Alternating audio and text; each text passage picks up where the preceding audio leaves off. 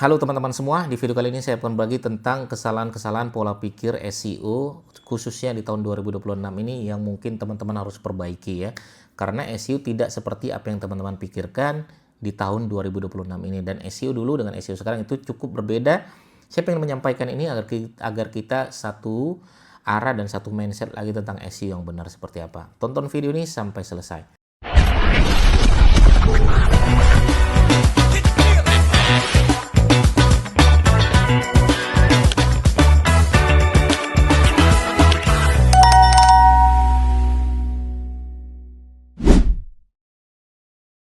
Oke, teman-teman sekalian, menarik ya tentang bahasan SEO ini. Emang tidak pernah selesai gitu kan. Dan saya pengen sekali meluruskan tentang kesalahan-kesalahan pola pikir SEO yang selama ini orang merasa itulah SEO sebenarnya. Padahal itu sebenarnya salah teman-teman sekalian.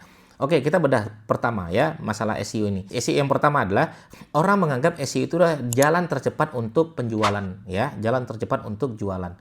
Ini adalah kaidah SEO yang salah teman-teman. Bukan jalan cepat ya menurut saya. SEO itu butuh proses, butuh strategi, butuh bagaimana orang lain bisa berlama-lama dari konten yang kita bangun, orang lain bisa masuk ke website kita. Jadi dia bukan cara cepat untuk bisa dapatkan penjualan. Oke, makanya ya, tapi kalau teman-teman bisa lihat ya, itu grafiknya pelan, tapi lama-lama naik ya. Makanya proses itu bisa 3 sampai 6 bulan. Bulan ke-7 baru kerasa, atau kadang tahun kedua baru kerasa. Ada beberapa website yang kita kelola tuh 3 bulan cepat ada. Ada 2 bulan naik juga ada. Tapi cenderungnya 6 bulan ke atas yang sering teman-teman. Tapi ada juga yang tahun kedua justru naik. Ya, jadi emang SEO itu bukan cara cepat untuk bisa mendapatkan penjualan, tapi dia butuh proses, butuh strategi, butuh bagaimana kita membuat konten yang baik dan benar. Oke? Itu yang pertama yang mungkin teman-teman harus saya luruskan dulu nih. Itu yang pertama. Yang kedua, SEO itu sudah kita optimasi, tinggal datang sendiri itu produk. Itu juga salah. Jadi SEO itu nggak bisa ditinggal begitu saja teman-teman. Butuh ada namanya yang maintenance. Siapa yang maintenance? Nah, saya tegaskan lagi, yang bisa maintenance website itu 3. Diri kita sendiri, nggak mampu bangun karyawan, nggak mampu delegasikan. Maka SEO itu nggak bisa buat tinggal selesai, nggak bisa.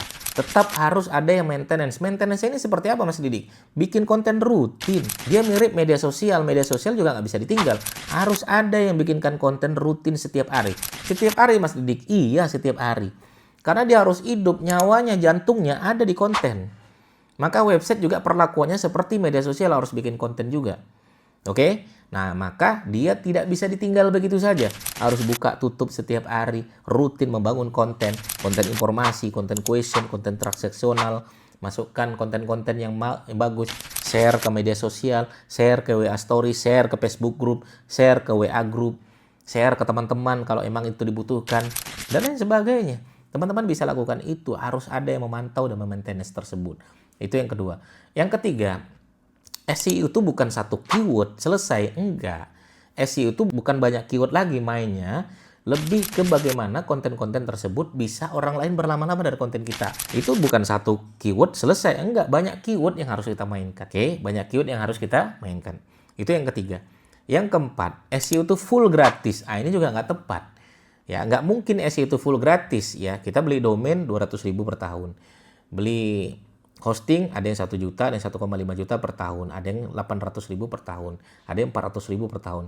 Kita desain website, belum lagi kita punya penulis, belum lagi kita beli backlink, ya, nggak ada yang gratis, ya. Tapi dia justru lebih murah daripada Google Ads, itu benar, ya. Tapi kalau ditanya full gratis, itu nggak tepat juga teman-teman sekalian.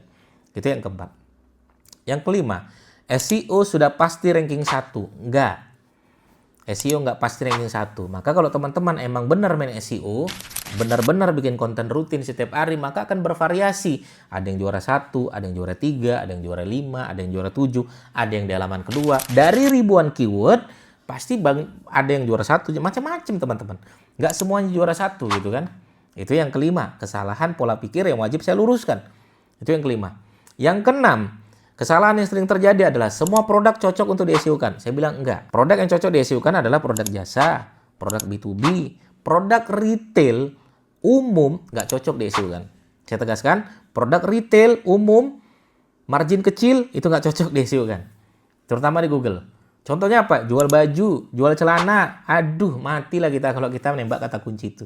Jual sepatu, nggak cocok. Dua kata, nembak kata kunci transaksional, retail, umum, nggak cocok untuk main SEO. Oke? Nah, itu kesalahan pola pikir yang harus saya luruskan. Karena orang dikiranya, ya sudahlah Mas Didi, semua produk cocok di SEO kan. Saya bilang tidak semua produk cocok di SEO kan. Cocok di SEO kan adalah produk jasa, cocok tuh konsultan, pakar, ahli, mentor, privat, kursus, guru. Tapi kalau jual enggak. Tapi kalau produk fisik apa yang cocok Mas Didi? B2B cocok, produsen, pabrik, distributor, supplier, grosir, boleh teman-teman mainkan di sana. Yang ketujuh, kesalahan pola pikirnya, banyak artikel berarti jago SEO. Enggak. Banyak artikel traffic langsung naik otomatis. Enggak juga. Tapi artikel yang benar. Artikel yang sesuai dengan kaidah SEO. Artikel yang sesuai dengan on page yang perfect. Artikel yang sesuai dengan apa yang orang baca. Dan orang menikmati dari konten yang kita baca. Artikel yang sesuai dengan search intent. Pembahasannya A, harus isinya A. Orang pengen B, kasih B. Orang pengen tahu cara membuat website, kasih tahu cara membuat website. Orang pengen tahu cara agar bisa sukses, kasih tahu agar orang biar supaya sukses. Jangan kemana-mana pembahasannya, itu search intent. Makanya banyak artikel itu berarti trafficnya naik. Belum tentu duplikat konten bermasalah semuanya. Ngambil karya orang lain, kena kita semuanya.